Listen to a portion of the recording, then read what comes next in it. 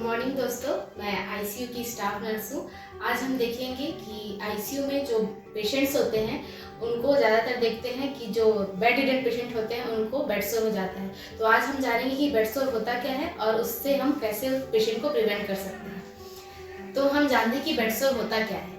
सबसे पहले बेड सोर इसलिए होता है क्योंकि पेशेंट बहुत दिन से बेड पे लेटे रहते हैं, उनके जो स्किन रहता है उसमें प्रॉपर न्यूट्रिशन नहीं मिल पाता है, ऑक्सीजन नहीं मिल पाता है और वहाँ पर प्रेशर होने के कारण वहाँ पर बेड सोर डेवलप हो जाता है। तो हम जानेंगे कि पेशेंट को कैसे हम बेड सोर से प्रिवेंट कर सकते हैं। पहली बात, हम पेशेंट का न्यूट्रिशन चेक करेंगे कि उसका जो न्यूट्रिशन है वो उसको प्रॉपर मिल रहा है कि नहीं। हम देखेंगे पेशेंट का डाइट क्या है। अगर पेशेंट आंटी लगा या फिर मुंह से ले रहा है तो हम उसको हाई प्रोटीन डाइट देंगे।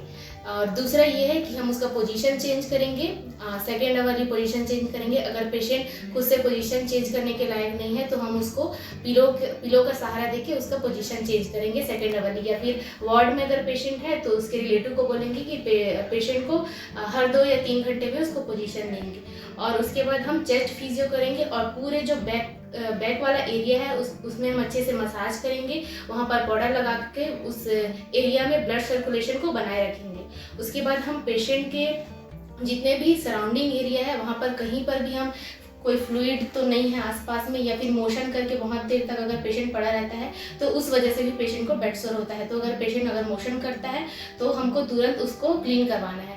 और दूसरी बात ये है कि बहुत सारे पेशेंट को देखते हैं कि डायपर पहनाने से बहुत ज़्यादा पेशेंट को बेड सोर होता है क्योंकि वहाँ पर प्रॉपर ऑक्सीजन नहीं मिल पाता है और न्यूट्रिशन नहीं मिल पाता है, इस वजह से वहाँ पर बेड सोर होता है। इसलिए हमें पेशेंट को डायपर ना पहना के अंडर पैड या फिर ड्रॉ शीट वगैरह बिछाना है ताकि उसको प्रॉपर वहाँ पर ऑक्सीजन जा सके और पेशेंट को बेड सोर ना हो। और हम एक चीज़ और कर सकते हैं पेशेंट को बेड सोर से प्रिवेंट करने के लिए, एयर मैट्रेस।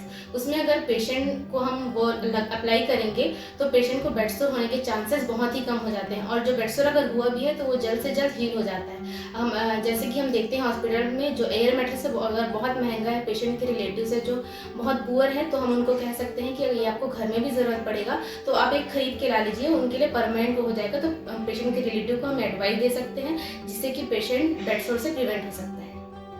Thank you.